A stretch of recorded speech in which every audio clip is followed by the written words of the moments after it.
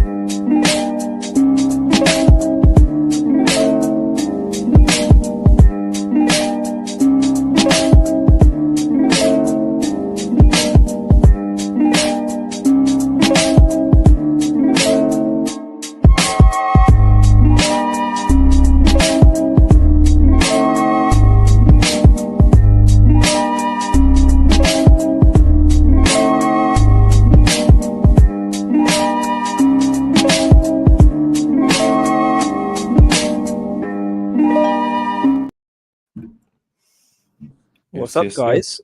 Happy Friday. Hey, what's up? Happy Friday. It's been a while, guys. Yeah, what's the Yeah, but we still speak to each other weekly. Umar, myself, We do. JD. Yeah, so we see each other often.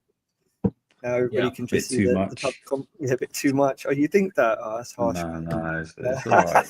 We speak to Haydon. Nah, but it's good. Yeah, we get to see Haydon. We look forward to that. Really? I don't know why.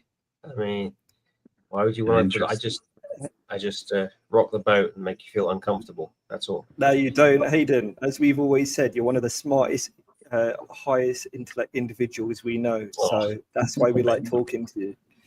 I'm gonna blush. Anyway, we might. Sean might drop in at any moment. So guys, just be aware. Don't get jumpy. All right, we got Payman, Danissa. Happy Friday. Appreciate it, mate. Happy Friday. Where did you see the comment? Oh, on the side. Yeah, nice. Payman. Appreciate it, Payman. Cool, guys. Right. So, last 3 weeks. So what's everyone been doing? We've been... go ahead, Haydon. What's been going on? Well, I mean, I've been going ghost mode recently with my new business venture, and it's just been really,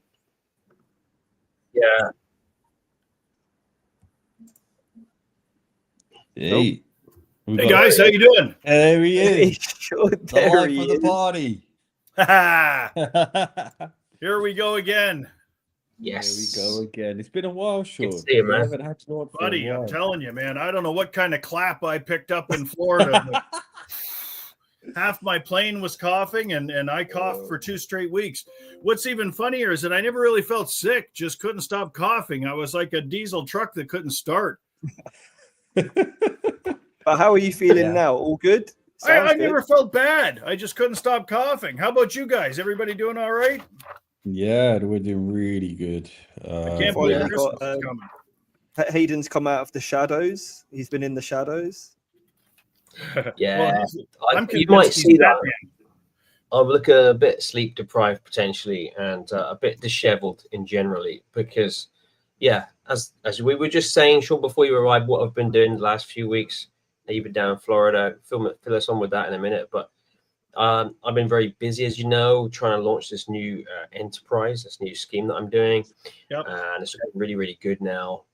A lot of interest. I did a soft launch, no sales, no website, no nothing, but telling people what I'm doing, and just that in itself has generated a lot of interest. To actually, Haydon, what exactly are you doing? What's just for the viewers? Oh, okay. Well, I mean, it's an AI platform. Oh, another AI platform. But it's one. For those of you who are in the mining industry, you may know that AI is being leaned into very heavily at the moment, and it's something I don't really want to compete with. It's really being used for automation and getting ever finer resolution of ore bodies to perfect and optimize drilling. Okay, that's been taken care of. Great stuff, important, absolutely, for recovery.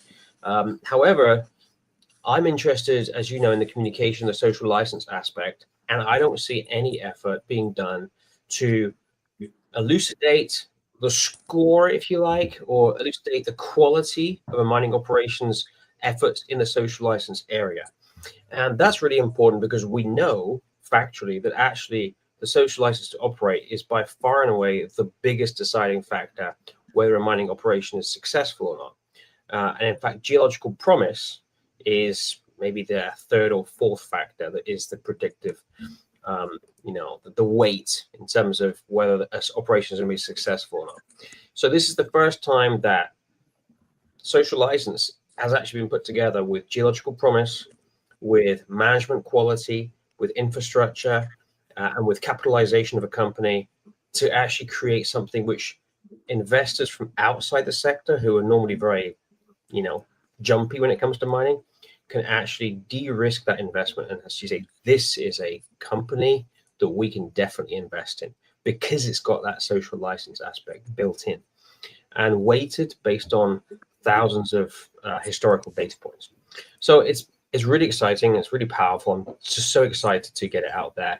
And there's a lot of interest. So that's me. So you haven't been a vigilante and, being Batman on the streets of Gotham? Does it look like it? It looks like someone could just completely own me. I mean, that's how hard. No, you'd be the evil villain. Yeah. You'd be the guy that always gets away. But you know what it is though? It is really cool that Haydon, and as with a lot of people are doing, they're just jumping onto, leveraging AI, vibe coding, and the fact that you've just got a solution out there now. But it's not as easy as people think. It's not just simply typing a prompt or going into Lovable and saying, "Hey, I want this." And then you've got your own unicorn in 5 minutes, right? And then you're going to exit, in the next couple of months. It's nowhere like that. I think to have something robust, to have the data that has a lot of integrity in it, and a lot of the thinking, Haydon, probably comes down to actually how useful is it in the first place as well. I've had to learn so much stuff about JavaScript and nodes and JSON and exporting things properly. And it's a huge thing. The AI part is the easy part. As you said, making it transparent and investor grade, that is something which has just taken months to do. And so, yeah, it's a huge thing. It's also the data, right? Which is, and you being a subject matter expert in that field, I think that's what makes it a really useful, application for people like myself as well, who are always invested into mining companies, and finding that there's a lack of data or lack of organized data, shall we say? And that's what short all's here for, giving investors a different way of making decision, sharpening decision making as well. I think tools like that. But just to let the viewers know, no one's, I'm not paying you to give me a free ride. No, I'm normally on here. I'm just normally here. So thanks. He's for the panel. Yeah. For sure. That's awesome. We've checked it out, and we've had a sneak peek under the hood, and me and Varun were very impressed, let's say the least. So yeah, we've been exposed to a lot of tech founders, scale ups, and enterprise tech, and then what Haydon's created himself.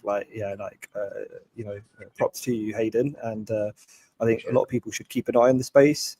Looking forward to whatever traction that you do get and the pilots that tend to happen in the next quarter. And then it's just it's a case study as well of a form of disruption that could happen in an industry like mining, but more on the non-mining ops side, shall we say?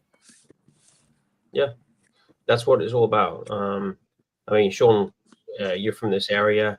You know very well the squeeze points, the pinch points that juniors come under at the moment. They're there, and it almost always comes down to capital, cost overruns, and that is a determinant factor with a company succeeds or not, or is acquired or not. And so what this is trying to do is essentially bring in more investment. That's the whole point. So this is not a product for the mining industry. I would say, forget about the mining industry. This is a product for investors, and not the kind of traditional investors that go into mining. Investors that actually care about community relations, who are not speculators. Investors such as yourselves, who are not from the space and need something really fast, easy, intuitive, solid, investor grade. And that will create that flow of investment into the sector, which they so desperately need. But in order to get access to that investment, they're going to have to take that social license box. Otherwise, boom, it doesn't happen. So it's my way of pushing the sector in the right direction. Yeah, so nice. And we need more of that. We need more of that. That it's you know what? We'll wait till you get out to the wider audience, and we will do like a episode where we showcase Shaw. I think that'd be great. That'd be awesome. Really, and then, Sean, what have you been up to? How is New Orleans? New Orleans was packed. Brian would tell you that they couldn't fit another booth in without being against whether this is a rumor or not, but I don't think so. They couldn't fit any more booths into the room without it affecting the amount of people you were allowed in it. Oh wow! Okay. It turned into a fire safety thing. They couldn't fit any more people in there. It was really good. It was you guys are the pros at this, but it was the best sense of community show I've ever been at. And I know I've said that they're already good at that, but I'll tell you the one thing that the big takeaway I found this year, and you're going to find this a little bit corny. There wasn't a lot of people wearing full suits. Even the people at the booths, like you're going to find it funny. I actually bought the crazy shit I share. I actually went to the little outlet store across the street and I bought a pair of friggin' sneakers. Okay. And I wore these with my dress pants, and I fit in. Like it was. I think people are beyond that. The stuffy baloney, because it really is baloney. Like when you get all these companies that don't return anybody's bloody phone calls, and there's only 4 of them in the company. What, one of you 4 idiots couldn't call somebody back? It's not like you got 3,000 bloody employees. You have 4 idiots, and you're all at the booth. So if they take your cards and they call you, at least call them back. Yeah. But that was my takeaway on New Orleans this year. Number one, it didn't hurt the gold and silver were rockets. Oh, so, I mean, you couldn't have had a better, target-rich environment. But it really went well, guys. I really hope that you guys come next year. Number one, we'll have a hell of a lot of fun. Oh, I'm coming New Orleans, not even just for the event. I want to go for the food and the city, honestly. Yeah, no, it's a really, really, really cool place to visit. And outside of Bourbon Street, you got to do Bourbon Street once. You got to wreck your shoes at least once in your life. Stepping in unmentionable stuff. So walk down Bourbon Street, throw out your shoes, and then go look at the really good stuff in the city. No, it went really well. We had a similar experience with the Swiss Mine Institute. I think it's exactly what you say. You've got, a super cycle in commodities. We call it a cycle, at least a bull cycle right now. So everyone was super enthusiastic, happy. One thing what I said to Haydon was we had a call last week, and I was like, you know what? It was completely different than even a year ago at other events, because everyone seems like they've raised a lot of money as well. Yeah. So most people we spoke to, right? They weren't even trying to pitch us like, hey, we're doing a finance. Everyone was like, yes, we completed finance last week. It was like that kind of sentiment. So it seems like the money's flying around. People are super excited about commodities and mining companies. There's obviously some value there for investors, even if it's like, the high risk part of their portfolio. It just seems like, they are putting money into it. And it's maybe half of it's because of, we are seeing a slowdown in AI, what we call it, AI stocks, the surge of NVIDIA. They're obviously super high still, but people are winding down positions, and they're looking for other high risk assets. So I think there's a big transfer of wealth going on right now. So it's a interesting time to be in the industry, for sure. Yeah, Sean, we were definitely total opposite of wearing Puma trainers. Me and Umar were suited and booted. We had a guy come up to us at the bar. Shout out Alex. He's like, "You guys from Dubai?" We were like, "What?" You guys look super rich. We're like, yeah, okay, cool. He's like, maybe one of those white suits. He was like, maybe your parents sent you and you're super wealthy, and that's the only reason he came to us. We're like, no, we're from London. I'm so glad I wasn't there, because I would have had so much fun with this. Yeah, have you met Prince Umar yet? Man, I'd have had you would have been farting champagne within 20 minutes. Yeah. That would be hilarious. What's been going on in what's the latest in the news? Well, here's something you might find interesting, and I think I might have said this to you the last time, but it's getting even more pronounced, is that we do an awful pile of outbound emails, phone calls. We do a pile of inbounds now. And it used to be the number one thing we would find from shareholders is, I can't believe a real person is calling me back. That used to be like 80% of the feedback. Now it's got to be, they'd shoot me if I get this wrong, my own company, right? But it's got to be 90% of the initial feedback is, are you a robot? Yeah. Like this morning, I talked to a guy, he's an investor in Ontario. And I bet you 5 minutes of our conversation was him testing me to see if I was a robot or not. Finally, this morning. This morning. And I even said to the guy, I said, "Why are you talking like that?" And he goes, all right. He goes, "It's going to sound silly." He said, "Are you a robot?" And I said, "Yes, I am." "I knew it." "No, I'm not." So the AI thing is one thing, but it's amazing how many, that's our number one feedback now. And that's not based on me hoping for an implied answer. We've made millions of outreaches. We've been doing this for 20 years.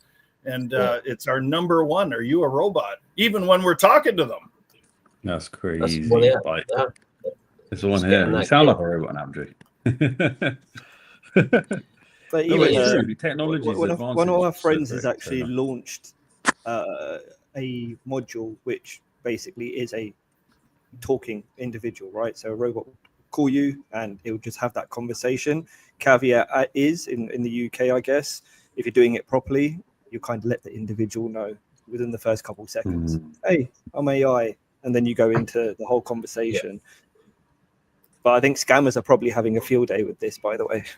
Oh man, can you imagine all the seniors that are getting ripped off now? Tons. You don't need a call center anymore. You need one AI robot that can call 1 million people at once. That's nuts. There might actually be layoffs in Mumbai. Yeah. We won't be able to redeem the tokens anymore. So.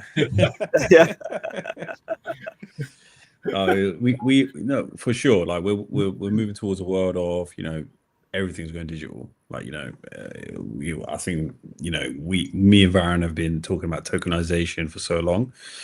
We were actually at another event this week on Wednesday. Wednesday, Tokenized London. Yeah, Tokenized London. You had like the CEO of. The head of digital assets Citigroup and Barclays, Standard Charter, like some big players. And they it was interesting from their perspective. It's obviously a technology play on their perspective. It's always on. It's 24/7. Nowadays, the traditional banking system is quite outdated in the sense of you're trying to send money from here to Singapore. You're going to have cut-off times. People are away on the weekends. With tokens, they're on all the time. So, they can make transactions from one place to another cheaper. It's way cheaper, way more efficient, quicker. And it is interesting when you start seeing institutions and, huge companies like Citigroup who do like I think 5 trillion in transactions a day. Wow, that's what it said. 5 trillion, right? Was it 5 trillion? Yeah, 5 trillion. 5 trillion. Yeah. Just hearing that, and then seeing like the whole, especially on our side, we've been seeing it as a more retail side or tokens, fintech side, fintech, or what's the play with mining companies? We've had tons of chats with individuals who have mining companies, and they're all interested in, hey, how can I tokenize this gold in the ground and raise money on it, or use it as an offtake agreement, so you can buy the tokens and then redeem them once the money, once the gold's out of the ground, they can redeem the token. So instead of holding that physical gold, or it's an easy tradable technology. I think we're very early. That's what it sounded like. We're level one, basically. Yeah, I think past the basement stage, past ground floor, because they're actually like tokenizing genuine real world assets. And you know more than anyone, like Bitcoin ETFs, all of this type of stuff, like funds are looking to tokenize or have tokenized. So yeah, it's going that way. But I think next year we'll probably hear a hell of a lot more noise, a lot more events. But for it to be mainstream, what do you think, Umar? Probably still like minimum 3, 4, 5 years out, minimum. Yeah, I think 2030 would see like a load of stuff tokenized. I think that's the big push on, when you hear these WEF, World Economic Forum talks and all these, globalist ideas. It's kind of like, hey, you'll own nothing. So it's like, what? You can own a token, a wallet. It's gonna have all your ownership on your phone. So, what was funny though is tokenization, and the topic is it's a tech conference fundamentally, but everybody was just so afraid of regulators. Like, I think the first panel conversation, the question was around innovation, and every single panel individual from the banks, the enterprises, they were just talking about regulators. That's it. It seemed like head teacher syndrome. Like, they want to innovate, they want to do stuff, but they can't. But there was one gentleman, Fami, I think he's one of the executives of Midnight, a tokenization fintech platform, and he just said it so boldly. He goes, all I'm hearing is you guys, he kind of stuck it on them, which me and Umar were quite surprised about. And he had everybody off their seat. He just said, hey guys, like, everybody's talking about regulation. Like, regulation should not lead innovation. Innovation should lead regulation. And then it just sparked an interesting conversation. And I think it's probably something similar when me and Umar have worked with juniors.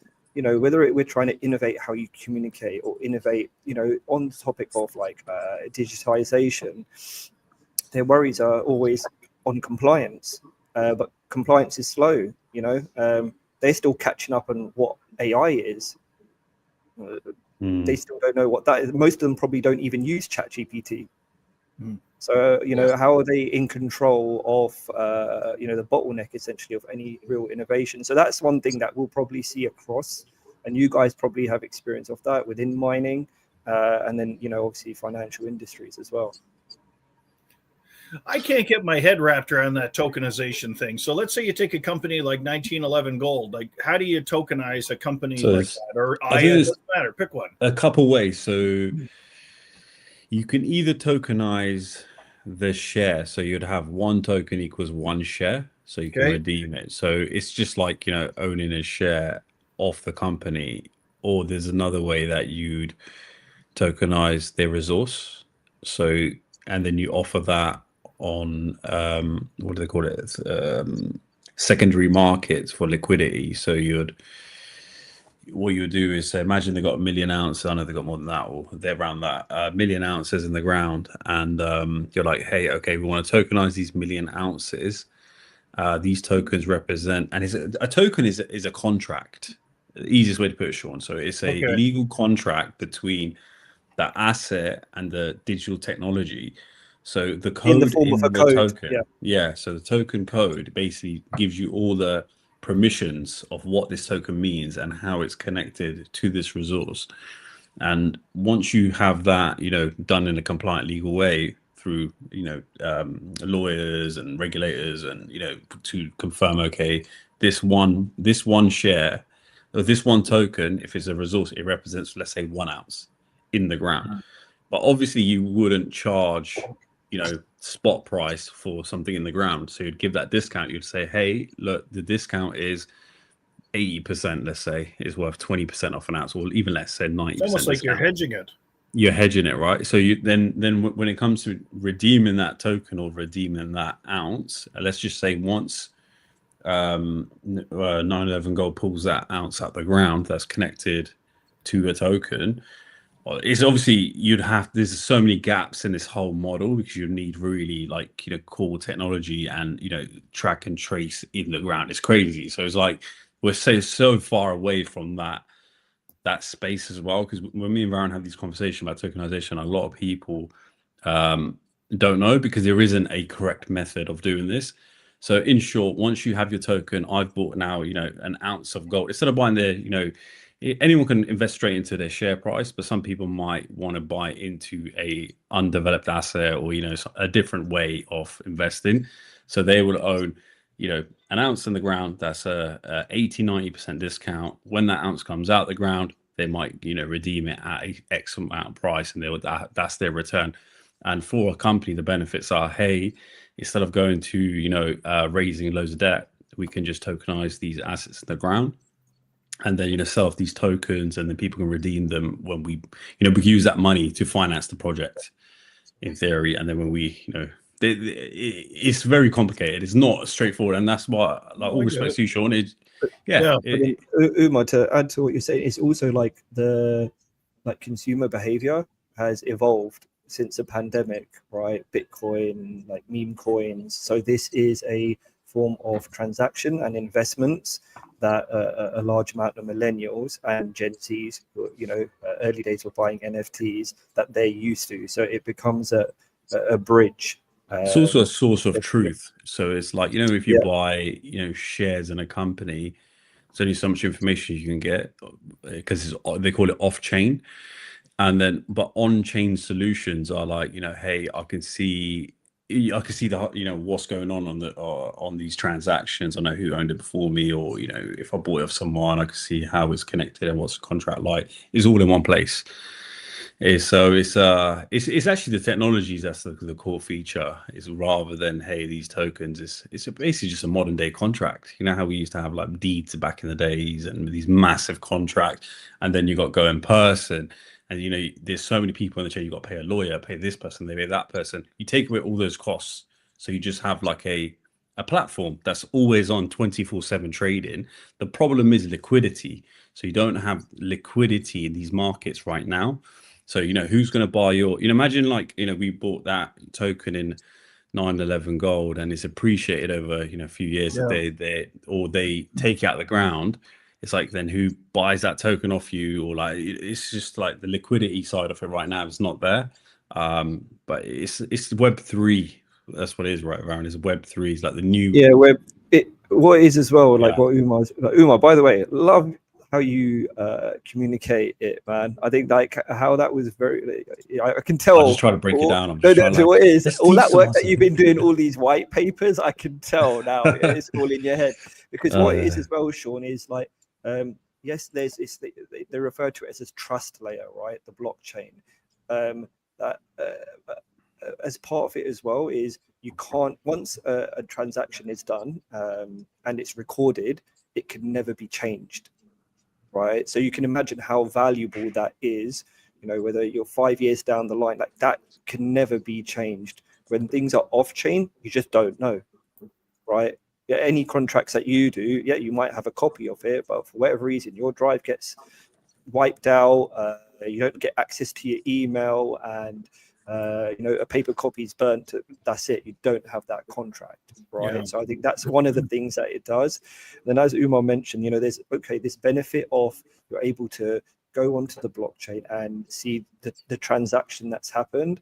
But at this talk that we were at, I think one of the things that so the first principles of blockchain is there because they want to completely reimagine. Go ahead. No, but what it is it's really solving the double spending problem. Have you heard of the double spending problem? Have you heard of it? I've heard of it, but I want to hear your white paper version, please. Do that. Oh, so the doubles. You know what? It's so hard. It's when. You know, a lot of scams happen as well. Like, you know, people like if I send like a bank, if I send £100 to a bank and then I've sent it to another bank. By the time the transaction actually shows up, I can respend that 100 quid. That's what, like, in theory, it is, and it happens a lot in like third parties. When banks are dealing with third parties, you have this problem where it actually contributes to inflation because it's obviously fraud. So it's like, you know, you could spend the money more than once. So in theory, it's like it's also inflation as well. Like, you know, you can keep printing all the time, like more money, etc., etc. Whereas if you have a, you know, one source of truth, you don't have this, you know, there's only a finite amount of these tokens. You can never, no custodian. So imagine now you go to a bank and they offer you it's also like, look, Sean, this is a good thing, right? So when you buy a share in a company, they can issue more shares. Sure. So you get diluted. Yeah. But if the shares are fixed, all those shares always appreciate, and there will never be more shares, and you can actually check the chain, and you can check the whole, you know, these nodes that are like basically systems that are made to basically verify every transaction, and there's a ledger, so the ledger has every single transaction in there, so you can prove that, hey, there's only a million tokens there, there's only going to be a million tokens. So Umar, you know, on that topic, right, what you were saying about the double spend, I guess that's the problem, the thing that the technology is trying to solve is that instant transaction, right? Yeah. But then also the 24/7 no, it's mainly about digital, right? So with the double spending problem is based on literally just reading it again because it's been one of them days, boys. So it's like, you know, like physical. Look, it says it. The double spending problem is a potential flaw unique to digital currencies and assets where the same single unit of currency can spend more than once, unlike physical money, which can only be in one place at a time. Digital information can be easily duplicated or falsified without proper safeguards. So this happens all the time in the industry. Sounds dodgy. Yeah. It sounds dodgy, right? So this is why, like, actually Bitcoin white paper came around. There's a lot of dodgy stuff in the capital markets as it is. I can see why the regulators are concerned about it, right? Because who owns the tokens? Like, at least, you know, stocks that you can trace it back real fast, like whatever platform Haydon chooses, they know who Haydon is. Yeah. You know, it's a tough one, guys. It's a real tough one. It's so tough. It's so early as well. If I was I see the attraction, but so like as you were speaking, it reminded me of a scene in the film The Big Short. I guess you've seen this film, right? And so if I was to pull up the definition of a credit default obligation, right? It's a process. I've just done it right now. It's a process that takes an underlying liquid asset, could be copper in this case or whatever, and wraps it in a vehicle such as a token, I guess. That would be the CDO. And the CDO then issues tokens that represent proportional fractional ownership or a claim to that asset's cash flow. So it's about packaging something in real life. That's Haydon, you got it bang on. So Haydon, exactly what happened in the crash, right? But that is no. So it's the opposite, Haydon. So Haydon, so what you said is bang on. So what it solves is, so you know, when the CDOs and all, you know, when they made those, you know, these are A+ investments, right? All these managers, all these big banks were selling these investments, but these investments were rubbish because no one could see inside the investment, see what's in there, right? Whereas blockchain technology allows you to see every layer of what's inside it, right? So it's transparent. That's what it is. That's the difference. So actually the token side is actually a way better system. If you look at it as a system as a whole, it just allows a user like me, like, hey, I'm going to invest into you know, this fund, but if I can't see what's in the fund, I don't know what I'm invested into. So this is what was happening with the financial crash. So it actually solves that problem of the double spend and all this. Yeah, you got to bang on, Haydon. That's you know what? That's a good point, mate. No, it's probably cleaner than the bots that are buying and selling the stock now. Yeah. You don't know who's buying it. So this is what it solves as well. So there's pros and cons. So it will, every transaction, you if it was like, let's say Bitcoin, if you go into Bitcoin, you can see who's selling, who's buying. You can see every single wallet. So it's purely transparent, right? So you know, it, for good or worse, because you can see a big whale dumping tons of coins. Oh, I might get out of here, or I might buy more, depending on what the market does. Or you can follow certain traders, and you can go against them, and do some malicious stuff. But it does solve a lot of issues, because right now, who knows who's buying on the stock market? It just says volume. It's very hidden, right? So Which is obviously a right. Yeah. So it prevents insider trading, is what you're saying. Yeah. Also, it prevents that. Because if I'm a individual that owns stock in my own company, but if it was all on the chain, I can't actually trade it without people knowing, hey, that's his wallet, that's the CEO's wallet. Oh, his shares, his tokens or shares are still in the wallet.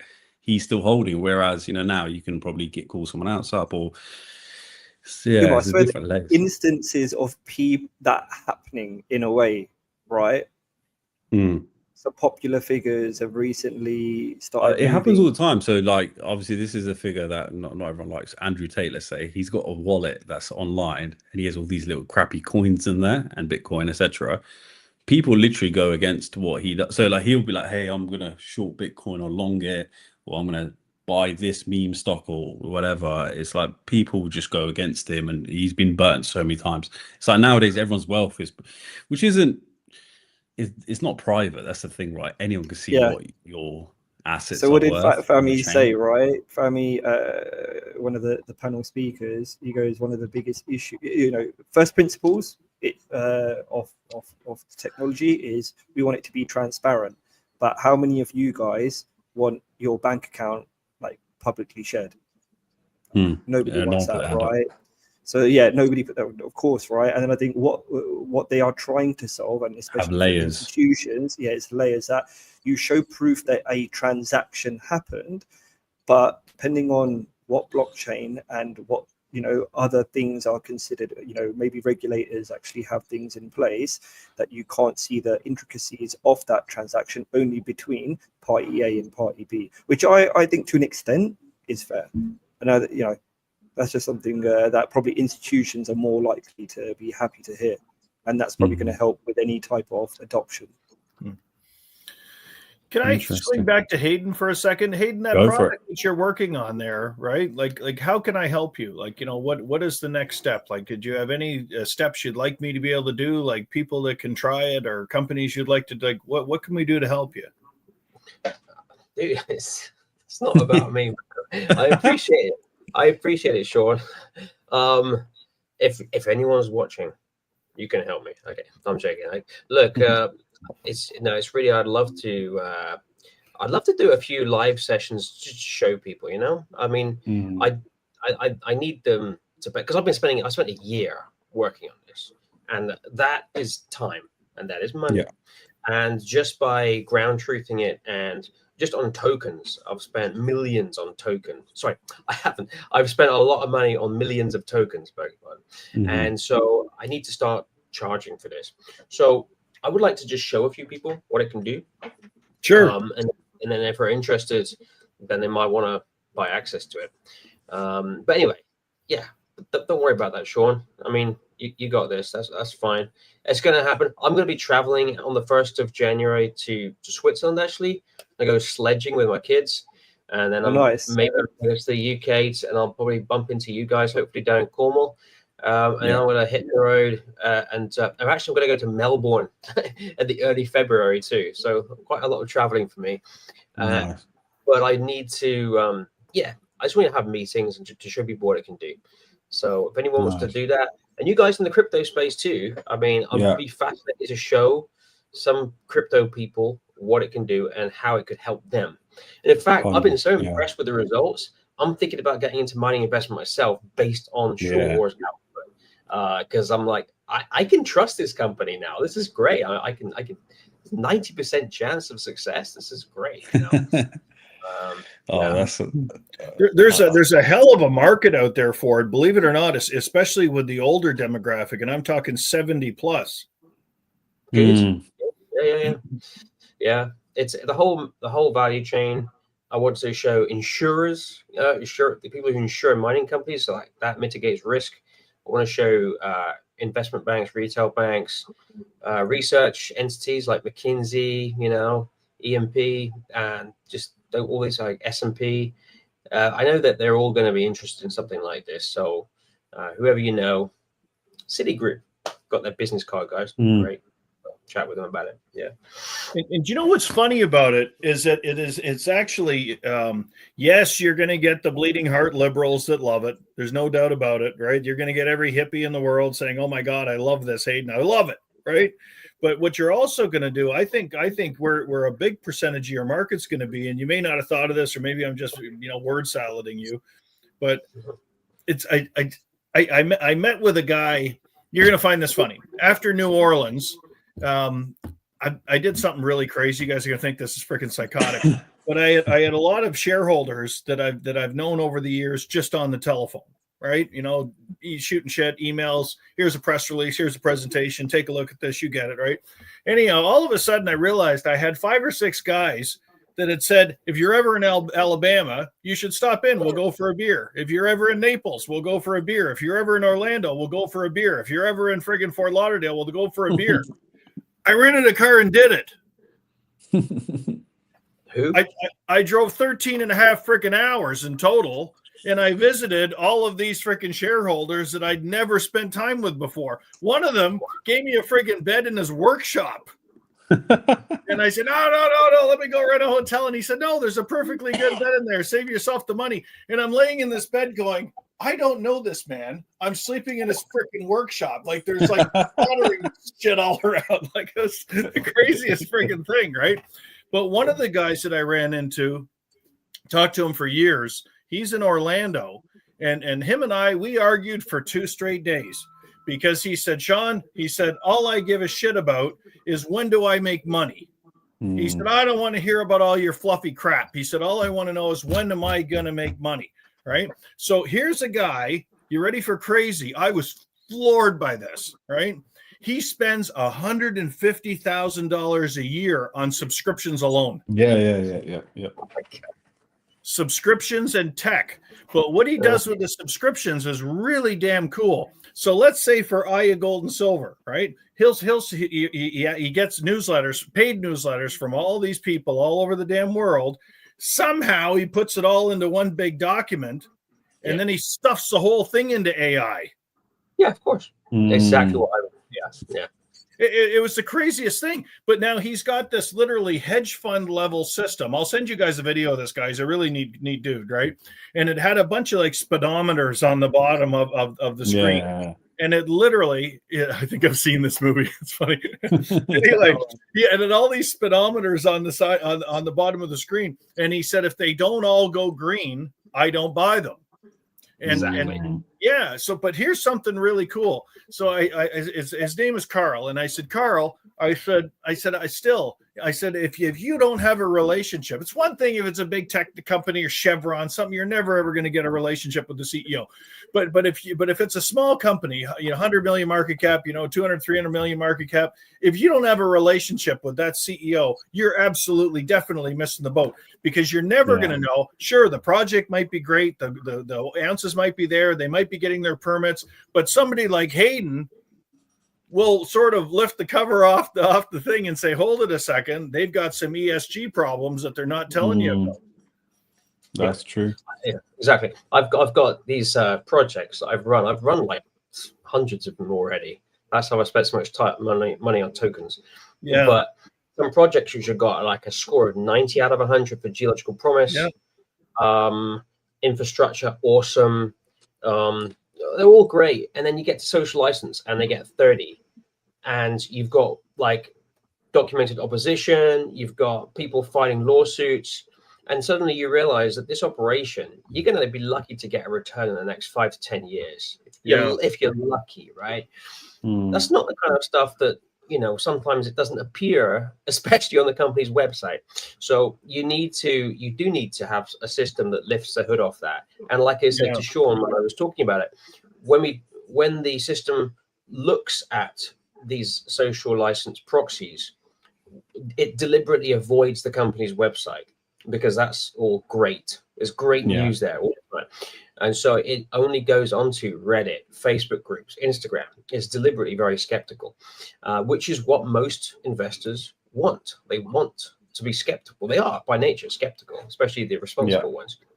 But in fact, I don't want this to be for bleeding heart liberals, Sean. I mean, it probably will. Well, I'm kidding around with you. I didn't mean to say it like that. I'm sorry. But I mean, but to be honest with you, this isn't when you hit the probabilistic model, as you know, it's got this mathematical model attached to it. It's just based on data. Like it's vectorized, thousands of past vectorized data points of how a mining project has been successful or not across these 5 factors. And so therefore, that it's based on data, real data from the field, whether that project's been successful or not. And that is what gives it credibility. And so all those calculations, all those weightings are completely transparent. And if they really want to, they can mess around with that, but it's based on the actual data. And so that is that's something that just doesn't exist. And I think that if we really want to get those new investors, you have to give them something like that, a nice, easy visualization platform. So I need to speak to, what's his name, Carl from Orlando? Carl, yeah, definitely. Put me up with Carl. Shout out Carl. Carl, man. But it's true though. Like when you're in, when you're let's say a sophisticated investor, you are paying like £2,000-3,000 a month for a Bloomberg terminal and all these other applications and softwares, because you want to have information fast. But also now we're in an age where you don't need to spend millions of pounds of creating a algorithm. Nowadays you can just plug it into AI and it can put that data into, like you said, Haydon, into a visualization, into a way you can digest it, because there's no way we're all you're going to sit down and read through that. Like not everyone's Warren Buffett and reading all these newspapers all day long. Everyone wants to cut the bullshit. Okay, is 90% accurate based on or whatever software you're using, and like, all right, is this enough information for me to make a decision? And what the last decision I made based on this software, how good is it? And I think that's how people are going to be like, okay, this is good. I sent you a picture of Carl. Oh my God! Look at that. Neil said, totally agree. If you run a company, any company, vectorizing all your data, vectorize all your data. Yeah. If you want, I can just very quickly. Can I share my screen here? I don't know if I can do that. Yeah, go for it. Yeah, you can. Should be able to.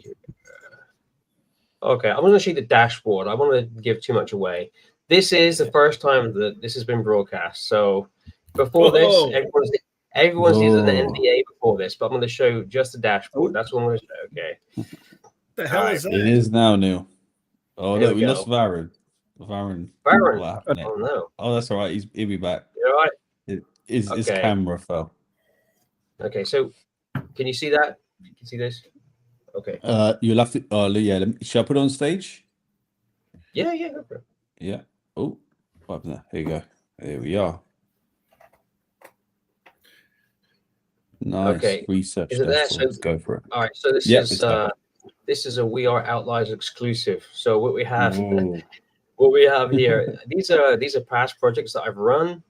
Yeah. And you can actually show the stock of these projects. You can actually jump straight into Google Finance and look at the stock. You can see the score. You can go over here to actions, and you have a few things. You can like generate a PDF that you can just export of the entire report. Let's just do a good one here, like a really good one. So there's nobody's embarrassed. So let's Hot Chili. You know what? It's funny. We actually met those guys. There's a big hype around them as well.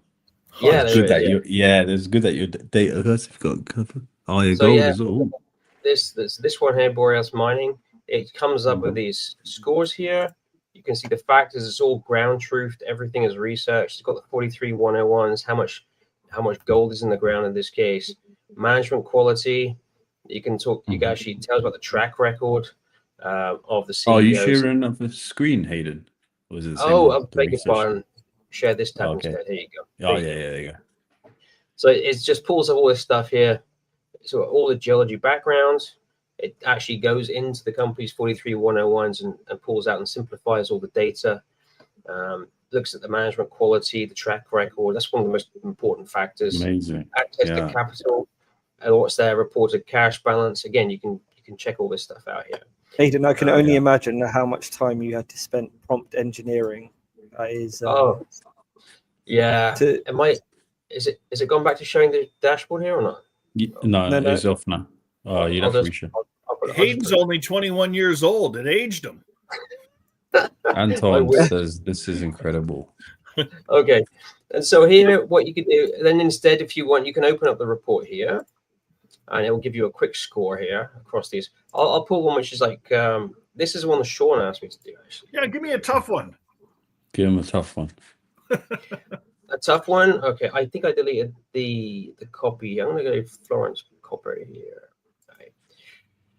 So, yeah, so the Florence Copper, great operation. I actually know them personally down in Arizona. They got some social issue problems. They're doing a really good job with social license, but it's pretty hard. And so you could just click on full report. This should not open up a new tab. And you'll be able to do a bunch of stuff here. So you can like click on each of these, management quality. It'll go down and say exactly. And this is really gold dust because like Jimmy was saying a few weeks ago, you could have an operation doesn't find anything that they want to, but if you've got a good management team, they'll just make gravel or something. They'll make it work somehow. So management quality is really important. Access to capital. It is affiliated with Tesco Mines, so it's very well capitalized indeed. Down to social license. You can, if it's hard at the beginning, I can actually access the super agent, which has got the very highest, most expensive LLMs to try to find really drill down really what is the social license issues here. But you can see here that there is just one access to that website here. Okay, and that's very good. That's all it is. And then the macro concept, which is the new element I've just introduced, it that's cool. Sits like what is like the more global picture, what is the national, federal picture, and how does copper in this case fit globally, and how they could be influenced by these macro trends. Umar, we definitely need to be more user testers on the platform. So of course we are. You can give us the access, VIP pass. We get the VIP. My brain is going 101 miles per hour. Haydon, just a quick question. Obviously, I don't want you to dive into too much detail about it, but it was more around like, you got this score that you've made yourself, or like made, and I'm sure you got loads of information on it. But like, what to you? Going through this whole process, what was the most, I'd say, what's the biggest factor out of, all of those, individual segments from, permits to macro to management? What do you feel like is, hey, this is the make and break of a project? Okay, so it's a broad question. So I mean, I think somebody commented about how important it was to vectorize the data. I think it's Chris, Neil. Neil. Yeah. So when you do that, so Neil, he's right. When you vectorize the data, you get. I want to get too technical. These are called hierarchical Bayesian distributions. So essentially, if you could imagine a bunch of probability waves, and sometimes they intercept each other and they cause a super big peak. That is basically a peak of probability. So what you're essentially doing is you're mapping all successful and failure projects, and you're ground truthing those 5 issues. Those are the 5 factors that I just mentioned: geological promise, management quality, infrastructure, capital, social license. You're mapping all those things onto whether a project has been successful or not. And then you are able to come up with a probability distribution based on if you alter any of these factors. And that creates a probability, a likelihood of success. And that is what I've been able to engineer over a year. That's the secret sauce, so to speak. I mean, the AI stuff took friggin' ages. But the most powerful thing is the the ground truth data, the human data mathematically digitized to create something which is like truly powerful like that. And so, yeah, you can definitely do that. And I think it's hitherto not been done because people haven't found a way to quantify something that is human, right? So how do you project? How do you quantify protesting, permitting, and you have to have a very, very robust scoring rubric to actually create that scale of 0 to 100. And so that took a heck of a lot of time too. So there are individual scoring rubrics for each of those, now 6 factors if you include the macro one. Very strict. And if you and for the social license one, it is particularly strict because that is the biggest determining factor as to whether a project succeeds or not. So that's just what the data says. It's not me saying, oh, this is not conservative or liberal. The data says that. Yeah. For me, like it's I really like the fact that you can go to a one-stop shop, do your research quick, 5-10 minutes, or however how long does it take? About 10 minutes to get all that data? It takes about instantly. 90 seconds. 90 seconds. Oh wow. So 90 seconds. So go on, Sean. I got a hell of a test for you, and I can't say any of the names out loud because I'd like to stay alive. But you know what I'd love to do? I'm going to give you the really super nice guy. All right. And that's a fella named Bob Archer. He has Pinnacle Silver. Okay. Pinnacle would be a great one for you to look up because they're, that's just, he had Great Panther before he had Pinnacle Silver. So he's been at it a long time. And he tends to attract all the right management and everything else. But let's say I quietly sent you a few names that I know these guys are complete freaking scumbags. Yeah. Go for it. I would love to see what your thing will spit out. Like what this person has just said here, quantifying the human related factors. So if I know damn well that I've got a couple of names that like these guys are right on the border going to freaking jail, I'd love to see what your system would spit out, where I can literally feel the cannon fire going past me, for crying out loud. If this thing spits out, these are really nice guys, we got a problem. Yeah.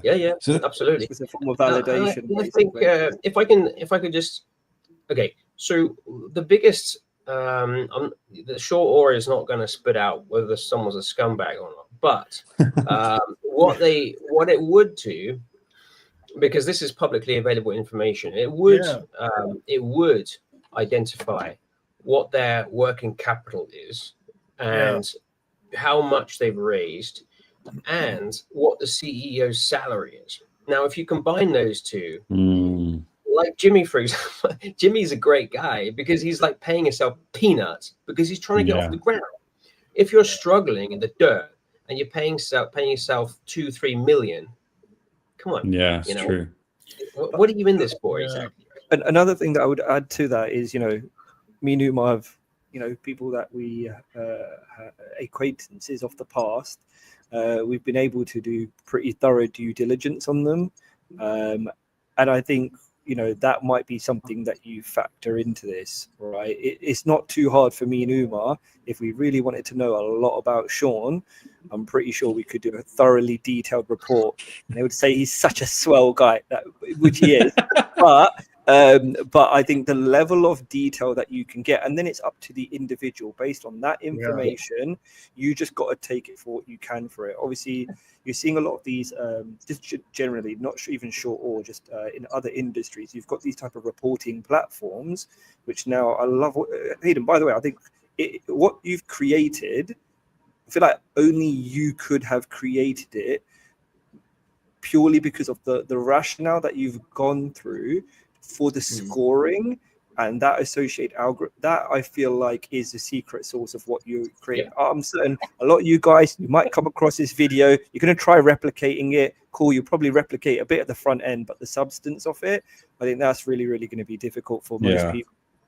And it's it's not like it's more, I see it's more of a research application because obviously in real life, you have shitty stocks that 10x pump, so you don't depending on what's happened in the market. So you always get these false positives everywhere. So it's like that's just how the market works. Sometimes you're like, hey, this is the best investment ever. It can have a great score, but then you might not reflect it. It might not reflect the same way. It might take 5 years of holding, and then it becomes a really good stock. But it's like so yeah. It was only, I mean, really, the only reason I did this is because I was getting really pissed off. I mean, and I think if I'm not the kind of person who likes talking and like pissing in the wind. Seriously, if I am trying to do my best to help, and then nothing happens, then I tend to get a bit pissed off. And I think. And I think that's not going to show in the dashboard, but the fact that it is super clear, super transparent, it is kind of like showing people the door. Dude, hello, this right here. Yeah. That is what you need. Okay. It's a game changer. And now mining companies have a financial incentive, right, to improve their score, to improve their social license. Being the biggest weighting factor in that probabilistic model means there's no way, if you get lots of investors using the platform, there's no way that they're going to invest in you if you do not have good social license. There's no way. So yeah, that's the idea. It's also like Van, what's that series on Netflix, Black Mirror, when everyone's got a score, but now the companies have got a score. Oh yeah, okay, yeah. There's an episode where basically right?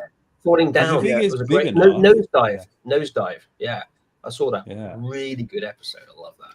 I thought you were going to say Shameless. Shameless. That would be because it's a measure, right? It's like if you go on Google and you check reviews or whatever, for your restaurant, etc. Yeah.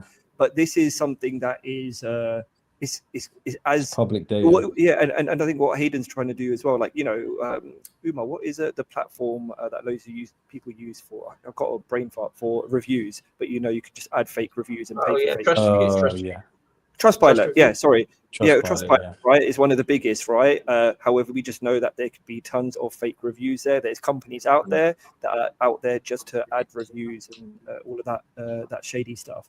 But I think what you're doing as well is you're taking as much as you can an objective approach to this analysis. Like I feel like users of the platform, like for example, Umar, why I'm very, very excited? I feel like me and you could do a report on a company we want to target, and we do some outreach to the individuals there, and I think they'll be completely blown away of how much we know about their company, and we'll probably communicate it better than they within a minute themselves. Within a minute and a half. Yeah, I think that for me that's the biggest plus sign. Like Sean, you were talking about your friend who's just spending 150,000 on his own data, etc. All of this. Like they would also use something like Sure or as well, but for someone like ourselves who time is of the essence. You've got a couple of businesses you're running around, so you don't have much time to make a decision. But for example, like going to this mining event like Swiss Mining Institute, you're meeting 30 companies. There's no way in hell I'm going to be able to research every single one. So what I usually do is like, all right, Varun, we're going to see these companies, these five other ones we're most interested in, and let's just see everyone and then go do research afterwards. Who gave us a good vibe? Did they talk some sense? Do we believe in the project? And then go back to I've got to go and get my son. Okay, he's just all right. Yeah. I'll get a second. Okay? That's all right, I'll share with you guys something else. Like I used to do the circuit, like where I did all those shows, every show all over the damn world, right? And this is going to sound maybe cruel or whatever, I don't know, right? But I don't really give a damn. But I'll tell you something funny is that one of the last, you go to these places, let's say like the Swiss Mining Institute, and they're real sweet people, right? But you see some of these folks that are there, and it's almost like they're doing a travel blog. Like you go on their website and as you know, we're in Zurich and now we're in London and now we're in New Orleans and now we're in, Beaver Creek and now we're in Denver. I've seen some of them actually post food pictures for crying out loud on their social media, right? So what I've been sort of doing now is when I go to these shows, they're nice enough people, but like I start to wonder, how the hell can you not have a mine yet? Oh, loads of them are like that. Sure. Yeah, like how can you? No disrespect, nice folks, right? But it's like, oh my God! Like I've been in this business. This was my 17th New Orleans investment conference, right? And I've been there probably 7 or 8 different companies, right? So when I look at some of them and it's the same company that's been there for 17 years and you're still 17 cents, there's something really freaking wrong. No, you're bang on right with that as well. It's odd. It is beyond odd, odd. but I think it's right? because it's an industry where you can do that. You can, it's all they take know, 100,000 here, 200,000 here, and that's your wages paid. That's the events paid for $500,000. You're well on your way. Yeah, I think that's what it is. We're in an industry where people. It is all about fundraising. The whole industry is. It's like 99% of mines need money, and I think that's that. You're right though. They are at every show. Yeah, like every show. It's like a tour. It's like a world tour. Yeah, you're right. It was a tour. From London to Zurich to Dubai, like. Yeah, like they all like everywhere, man. I'll tell you what my big due diligence thing is that I wait until you're always going to get the same. Listen, straight up, they're probably all good projects. Because somebody with a really shitty project is not going to these places. But my sort of litmus test has always been after the show, after the lights go out, and you're hanging out at the hotel bar or whatever. I just look them in the eye, say, "Does your dad own your stock?" That's true. Yeah, they'd probably say no. And you should see the freaking skating. Some of them it's a scream, right? And it's maybe it's because I grew up in a family business. I'm not trying to say I'm whatever, right? But if I wouldn't tell my best friends, you really should take a look at this company, I shouldn't be traveling to freaking Zurich. 100%. Sean, I've got a question for you. So you were at New Orleans, and you've been traveling a lot. If you had your last $1,000 and you had to put it on a company, who would you put it on? My last $1,000? Yeah, and you knew you basically had to you want to swing for the fences, just you crazy got to swing shit? for it. You got what company is it? Like, what, I think this is a 10-bagger, or this is the one that's going to give me the maximum return for my last $1,000 to invest, or lose every penny, or lose it all. It would be Alcora. And why is that? Stock symbol is ERA. ERA. And I'm not saying this to tell. Listen, if you're my brothers, right? So I'm not giving you a pile of baloney. I'm going to tell you without any question at all. It is bloody high risk. There is no doubt about it, right? He's got a vanadium deposit in Morocco. Yeah. Okay. All right. And vanadium is needed for those large battery storage. Like you can't have, I'm not trying to say I'm an expert because I really don't know it all that well, right? But I do know, and it was really neat, actually. I've known Troy, for starters, for almost 20 years. He was an investment banker first, so I know that he's a good soul. I already know the risk, right? But you asked me, what would I do if I'm swinging for the fences? It would be Alcora right now, right? Nice. All right. Sorry, I'm just reading the thing here, right? But here's what's really cool. So when Troy first went to it was I need a story. Like I love a good story, right? And this one's really damn cool. So when Troy first started calling me saying, he said, I've got this new company, and I said, hey, like, can I help you with it? Can I get some posts out? He said, no, I don't want you doing anything just yet, right? And I said, well, what do you got? And he said, I got this vanadite deposit. And I said, what the hell is vanadite? And he said, well, it's vanadium mixed with lead. And he sent me these pictures. They're really pretty pictures. So just for the fun of it, I floated some stuff out on LinkedIn. And I said, hey, folks, here's a company, that just, you might want to take a look at this. Within a week, I bet you I had 10 senior executives from Rio Tinto, 10 senior executives from Volkswagen. I didn't see that coming. LRR, some big company, you guys might know them in Europe. LRR, do you know a company called ThyssenKrupp? Do you know the company ThyssenKrupp? Yeah, ThyssenKrupp, yeah. All of these characters started connecting with me. So I called Troy back and I said, Troy, I got a funny predicament. He said, what's that? I said, I added 60 more friends to my LinkedIn and they're all interested in your project. And he started to laugh and he said, I haven't figured out how to separate the vanadium from the lead. And so without saying the name, this is really neat. I called a buddy of mine who works in special projects for one of the majors, like top 5 company in the world, right? Big major. And I said, listen, I got this friend of mine in Morocco. He's got this project that he's working on. And lo and behold, doesn't that guy said, you post about this, I'll kill you. But we'll give him our labs. We'll give him our people. We'll give him our equipment, whatever in the hell you think he needs. And because if he can figure out how to economically separate the vanadium from the lead, we're really interested. So there's a shit pile of intrigue in that. And there's no doubt this is investor relation baloney. The whole thing could bloody crater. But you asked me for the one that I'm telling my friends, hey, if you want one to at least keep an eye on, this one could go bananas. And it's only because I did not expect top executives from Volkswagen to reach out to me asking me about the project. Wow, that's crazy. And here's something else, and I hope I don't get friggin' hung for this, right? But I'm really good friends with Benoit LaSalle at Aya Gold and Silver. He's the CEO of Aya Gold and Silver. So I called up Benoit and I said, hey, Benoit, I said, can I ask a favor? He said, sure. I said, I got a buddy of mine who's working on a project in Morocco. And Benoit's got that Uncle Benoit thing about him. And he said, listen, a friend of yours, whatever he needs in Morocco, I'm going to try to help him. And that's why. So it still all comes down to the people. It's a hell of a long shot, but it's one that you asked. That's I had to ask, man, because you've been away for so long. I've got some, you know, I've got my friend Carol there in Florida. Carol's 80 years old. She was the first woman in U.S. history to run a Wall Street level brokerage house.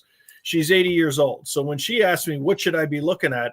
I ain't giving her ones that are swinging from the fences. Do you follow what I'm getting at? Yeah. Real near-term production, you know, you got Scotty Resources is one, 1911 Gold is another one. You know, Benoit, you don't get any more solid than Aya Gold and Silver. Erdene, you don't get any more solid than Erdene. They just went into production. Like those are the ones I don't mind telling an 80-year-old friend to take a look at.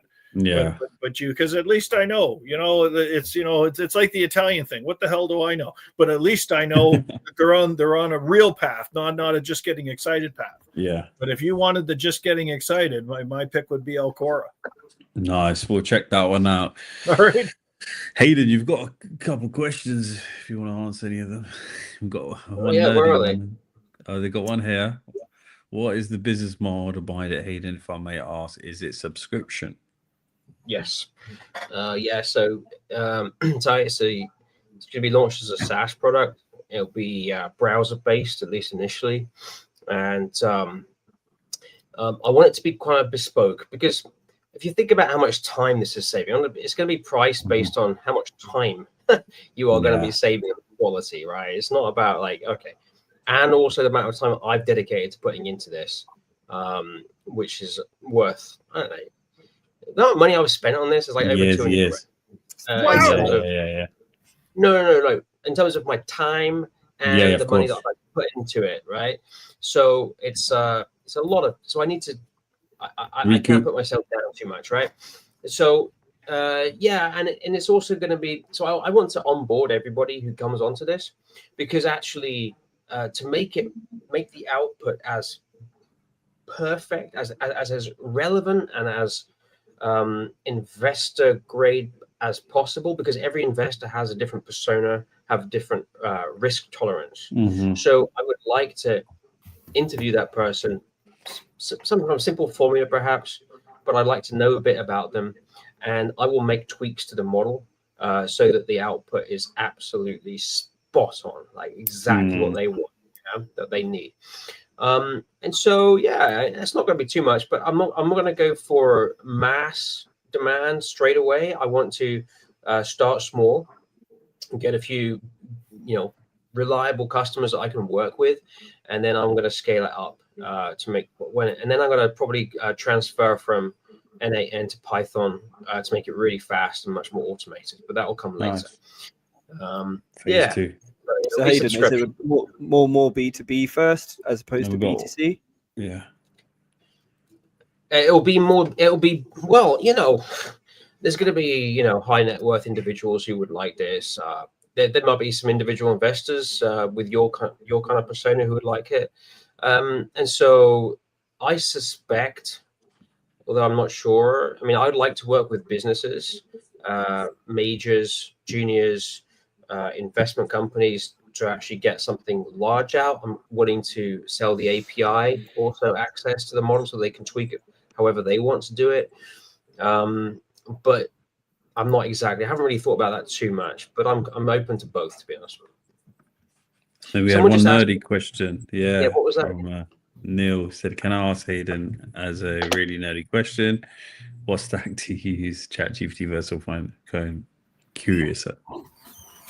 Okay. I think he's asking about the back end. What do I use? How much can I give away? Okay, so I'm gonna. Okay, so I was thinking that. I was like, should I get this question right, friends? Okay, let's just say the actual. Well, some.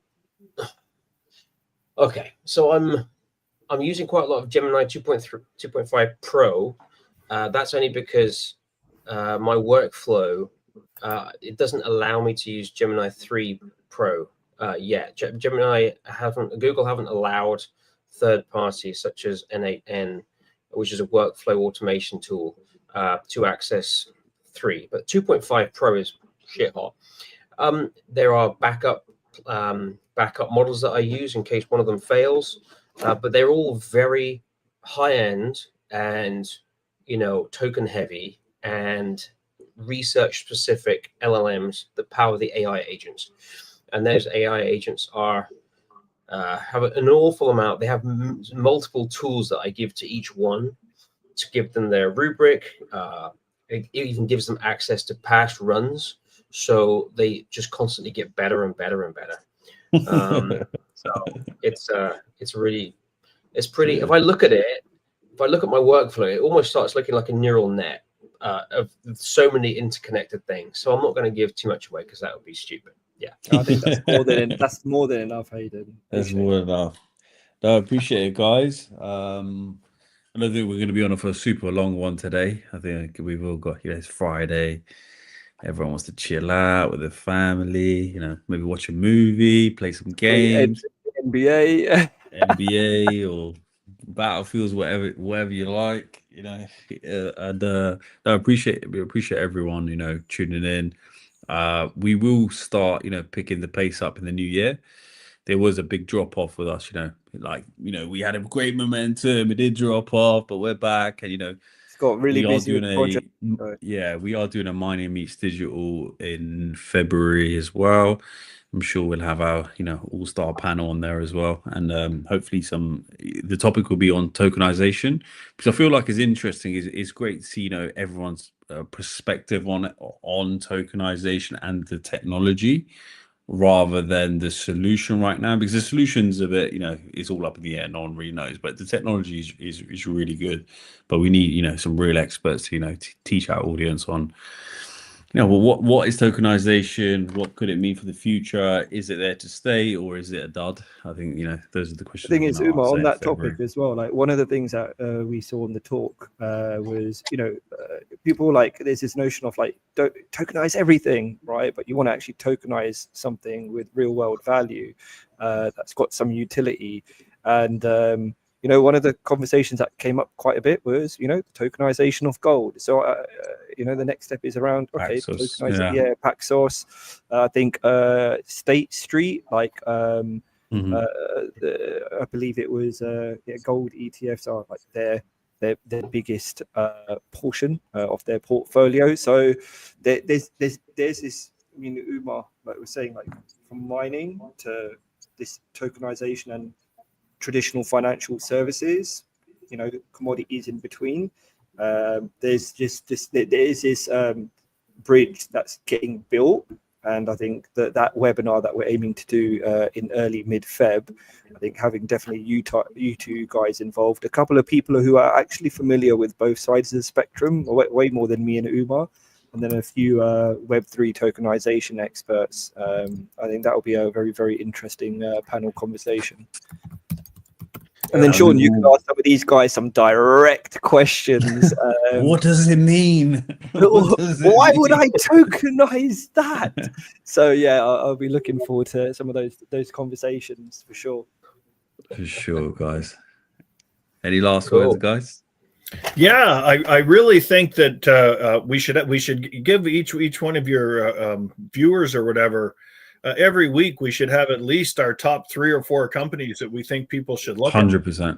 You know, like I really do. Like I named pick. them, but you know, we should have. Hey, this is one. Maybe it's one that Hayden done the research on. It just during his due diligence. Say, hey, listen, here's one that scored really high with my system. You know, because matches with Sean's. Yeah, because nobody wants to just listen to a bunch of talking heads. I know they like Prince We Umar. need a visualization on the screen. So what we could have is like a banner underneath that goes past, and it's like top picks. We could probably sell it. We could fund Hayden's all of his research just with crazy junior mining companies, you know. Yeah, for sure.